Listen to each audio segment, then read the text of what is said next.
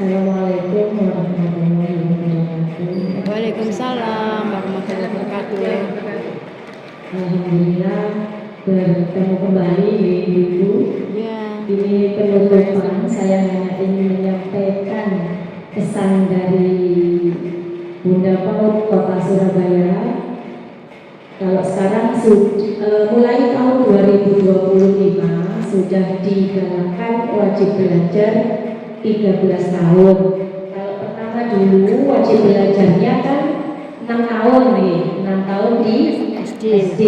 Setelah itu ada lagi kebijakan ditambah 3 tahun, 9 tahun wajib belajar pada waktu itu.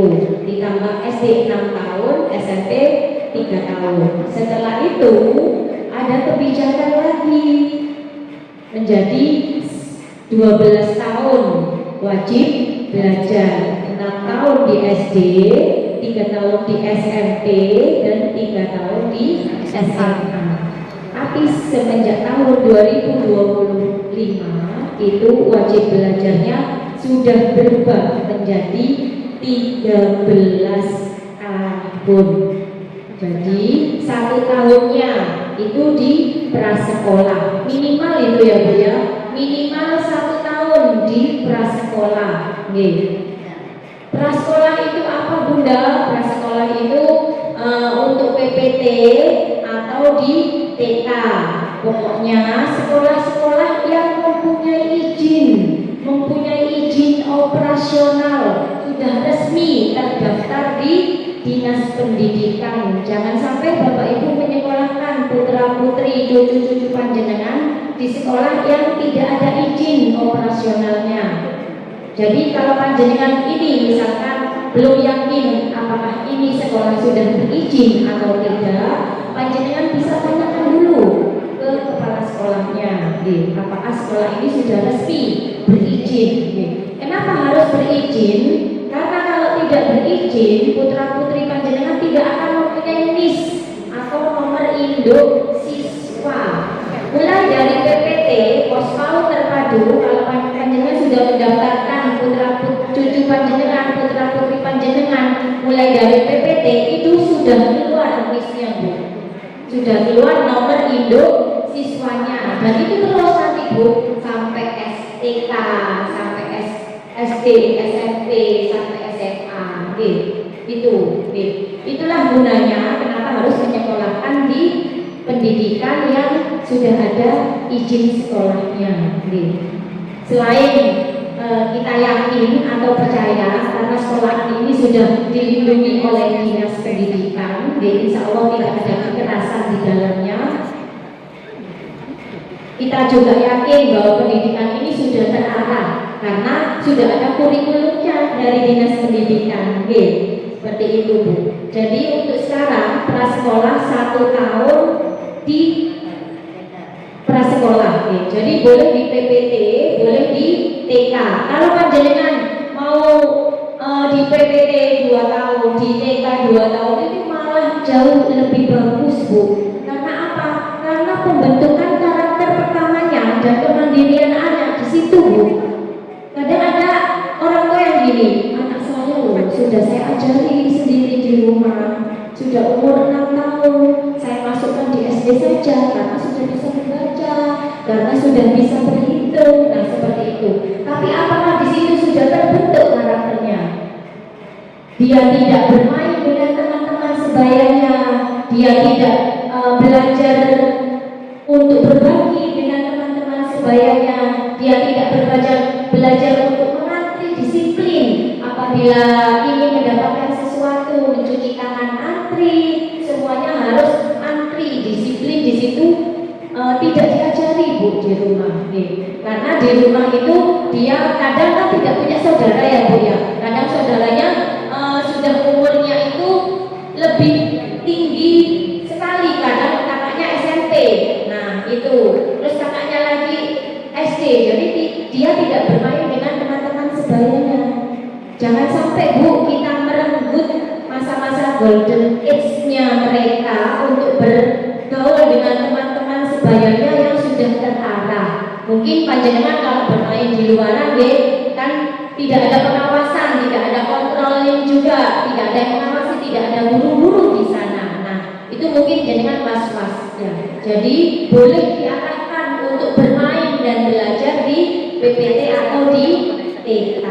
Seperti itu ya Bu. Jadi itulah pentingnya sekolah pra 1 tahun prasekolah itu minimal.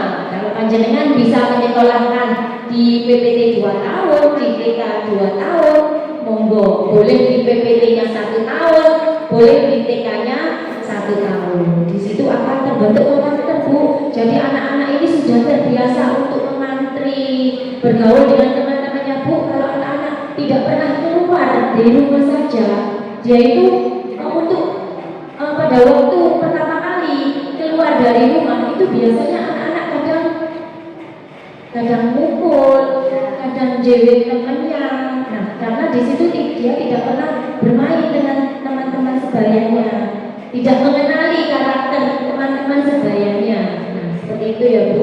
Jadi monggo Bapak Ibu bisa menyekolahkan putra putrinya di PPT atau di TK yang sudah berizin operasional ya Bu ya. Jangan sampai menyekolahkan anaknya yang tidak berizin ya Bu.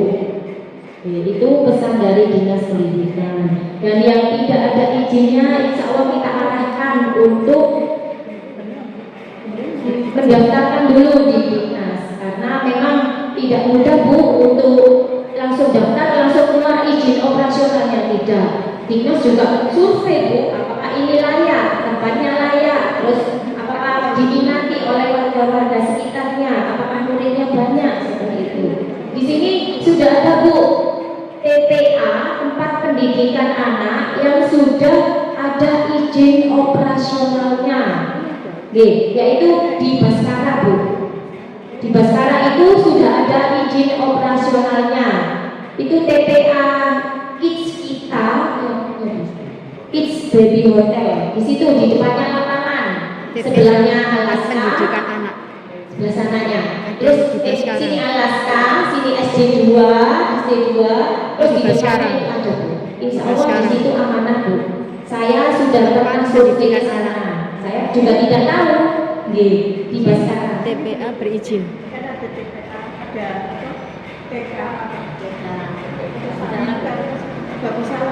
Di Bagus Salam, monggo jenengan tanyakan sendiri ke kepalanya. Jadi kalau bisa harus yang ada izin operasionalnya Bu. Karena kalau tidak ada operasionalnya, izinnya itu tidak di-cover oleh Dinas Bu. Nah itu listnya tidak keluar. Ijazahnya pun tidak dari Dinas, mungkin ijazah dari yayasannya sendiri. Itu aja dari saya. Monggo kita memberikan pendidikan yang baik kepada anak-anak kita. Kita memberikan pendidikan yang sudah terjamin dari pemerintah, yang sudah ada izinnya.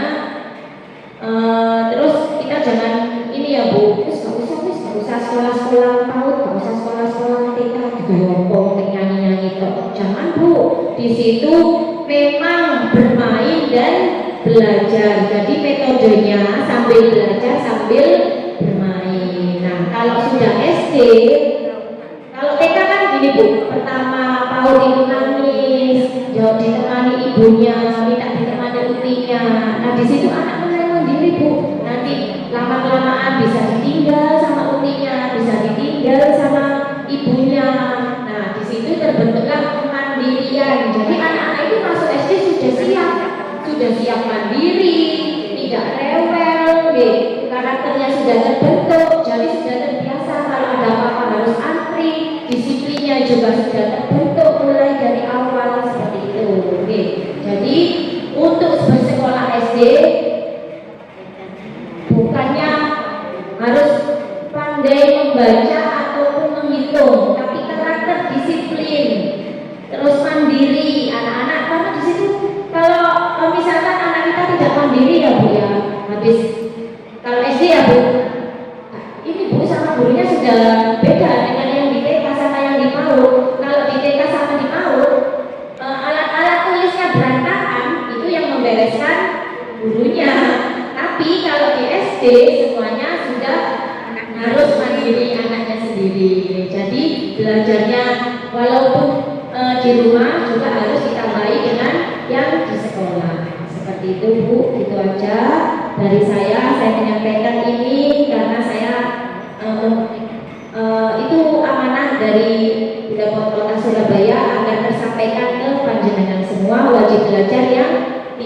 tahun. Ini sudah ada yang tidak terdaftar di dinas.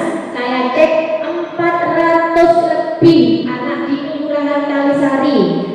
Ya mungkin itu tidak pakai TK atau TTT langsung ke SD bisa. Jadi nanti saya sama Pak Lurah sama staf-staf semuanya akan turun sesuai dengan alamat yang ada di tarikan dari dinas pendidikan. Itu saya harus kunjungi, Bu. Kenapa kok tidak sekolah? Kenapa ini? Kadang pindah tapi tidak memberitahu.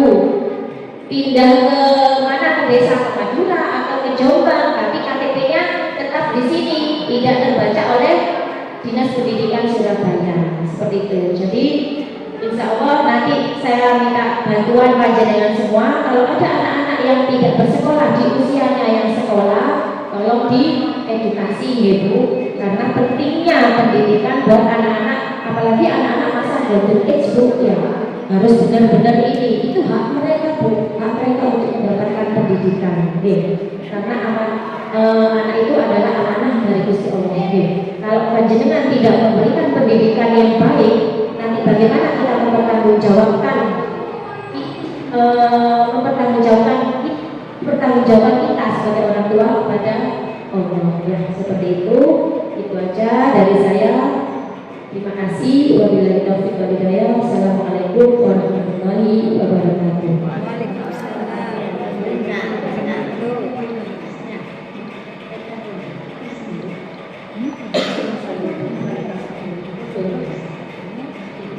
Alhamdulillah ibu-ibu sekalian, akhirnya selesai juga kegiatan kita. Tidak pernah.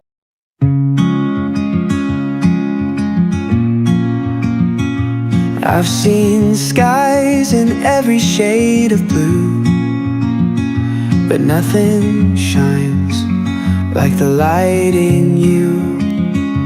There's a whole world hiding in your gaze, 1,000 stories, I can't look away. Every blink feels like a breath I lose, every glance I fall deeper into you.